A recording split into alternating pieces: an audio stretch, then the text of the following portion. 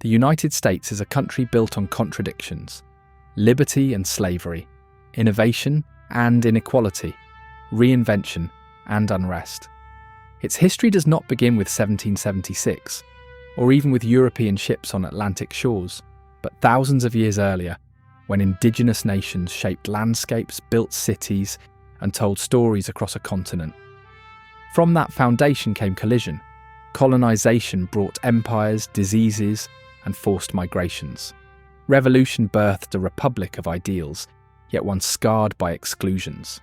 Expansion pushed borders across mountains, rivers, and plains, often at devastating cost to those already living there. Civil war split the nation in two, then remade it in blood and proclamation. Industrial might turned fields into factories, while waves of immigrants poured through its ports, reshaping its language, labour, and culture. The United States emerged from two world wars as a global superpower, wielding both military strength and cultural influence from Hollywood to Wall Street. Yet its greatest struggles have always been within: race, class, gender, belief. Its democracy has been tested by depression, segregation, and division, and still it stands, restless, imperfect, unfinished. To understand America is to follow its frontiers, geographic, social, and cultural, across centuries of reinvention. Each chapter is both triumph and tension, shaping a nation still writing its own story.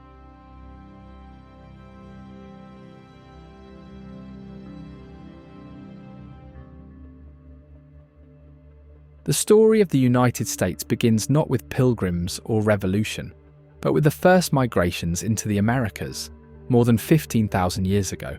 Across the land bridge of Beringia, or perhaps by coastal routes along the Pacific, small bands of hunter-gatherers entered a vast continent of ice sheets, plains, and forests. Over millennia, they spread and adapted.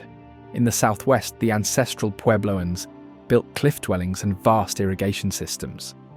Along the Mississippi, the Cahokia people raised earthen mounds taller than medieval cathedrals, presiding over one of the largest cities north of Mexico around the year 1000 CE.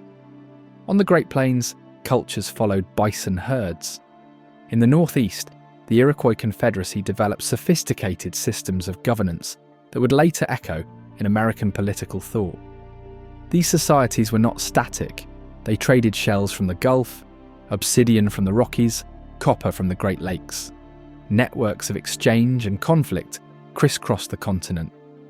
By the time Europeans arrived in the 16th century, millions lived in diverse nations: farmers, fishers, hunters, city builders, each with their own traditions and cosmologies. The land that would become the United States was already ancient, already human, already layered with civilizations.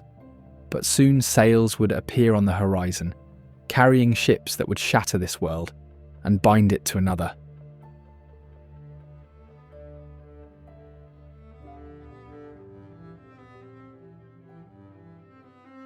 In the early 1600s, European ships carved their way into North America. The Spanish had already settled the southwest and Florida. The French pushed along the St. Lawrence and Mississippi, trading furs and forging alliances with native nations. But it was the English colonies along the Atlantic coast that would lay the groundwork for the United States.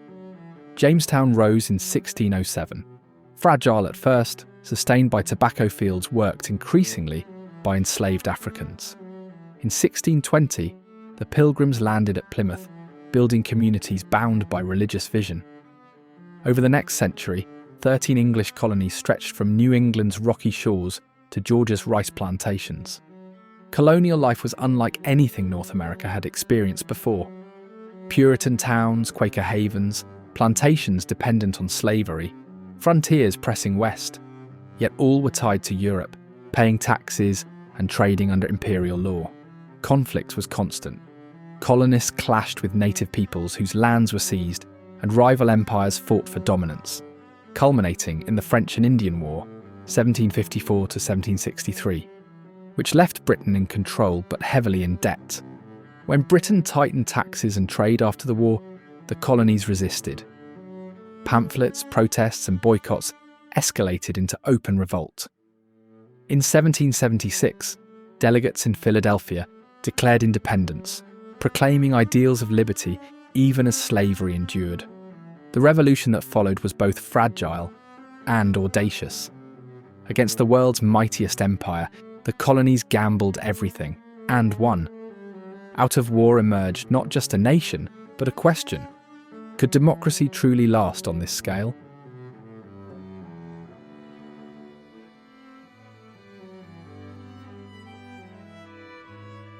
The victory of 1783 left the United States free but uncertain. The Articles of Confederation proved weak, unable to hold the new states together. In 1787, delegates gathered in Philadelphia to draft a new constitution, a framework balancing federal power with state autonomy, embedding ideals of checks and balances, yet leaving slavery intact at its core.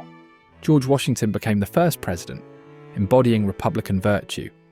Early leaders like Hamilton and Jefferson argued over visions, an industrial, centralized nation versus a rural, decentralized republic.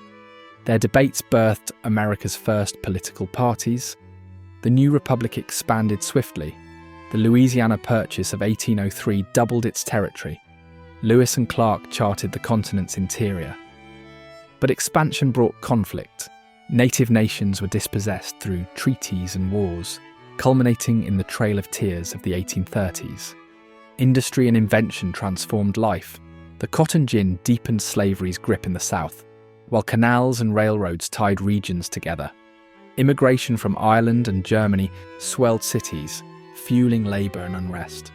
By the mid-19th century, the US was both thriving and divided, its democratic experiment admired abroad, but poisoned within by the question it could not resolve: slavery.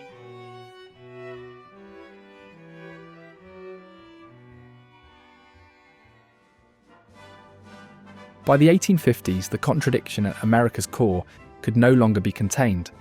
The South's economy depended on enslaved labour. The North increasingly turned to industry and free labour. Compromises on new states, fugitive slaves, and expanding frontiers only delayed the inevitable.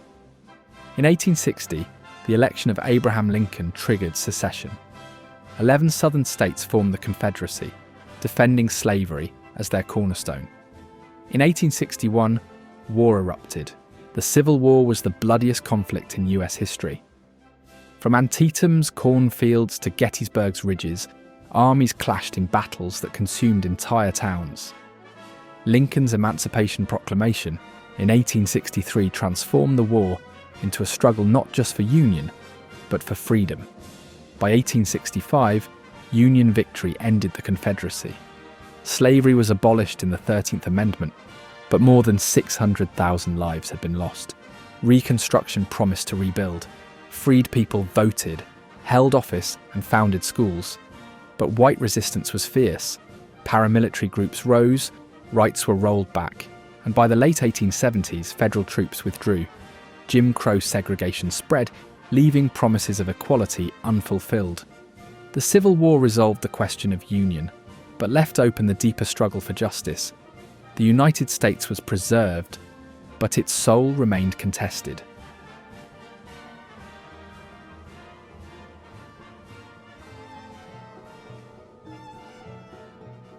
After the Civil War, America entered a period of rapid transformation.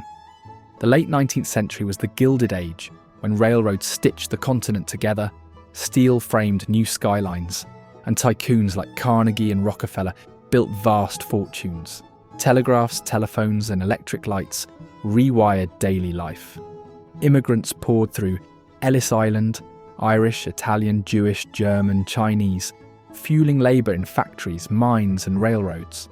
Cities swelled, bristling with tenements, theatres, and political machines.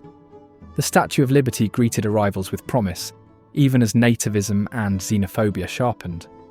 The frontier officially closed in 1890, but expansion turned outward.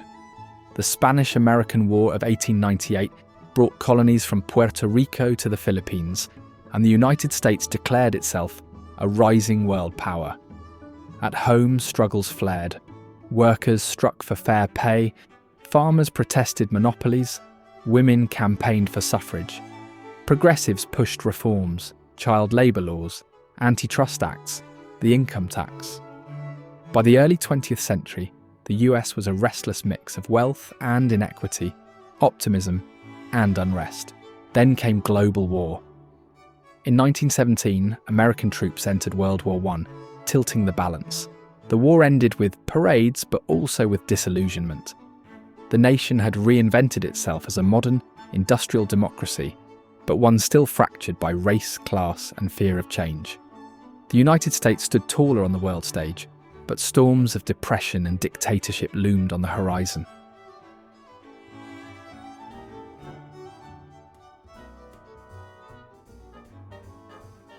The 1920s roared with jazz, speakeasies, and skyscrapers, but the boom collapsed in 1929 with the stock market crash.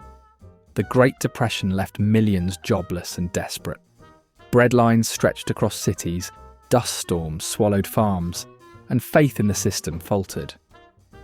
Franklin D. Roosevelt's New Deal reshaped government's role, launching public works, social security, and reforms that redefined the relationship between state and citizen.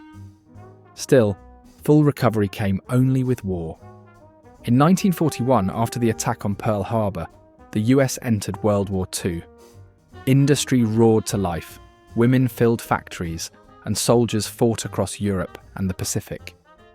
The war ended in 1945 with America victorious, and with the atomic bomb wielded at Hiroshima and Nagasaki, unleashing a new age of terror and power. Post-war, the US emerged as a global superpower. The Cold War with the Soviet Union divided the world into rival camps, fought through proxy wars in Korea and Vietnam, and sustained by nuclear brinkmanship.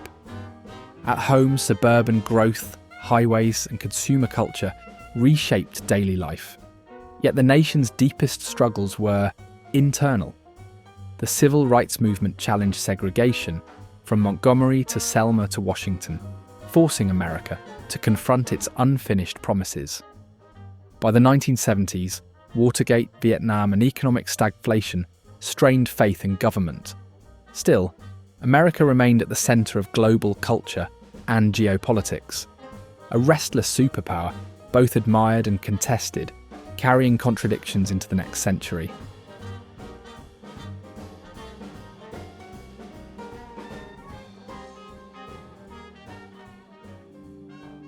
The late 20th century ended with upheaval abroad and at home. In 1989, the Berlin Wall fell. By 1991, the Soviet Union collapsed.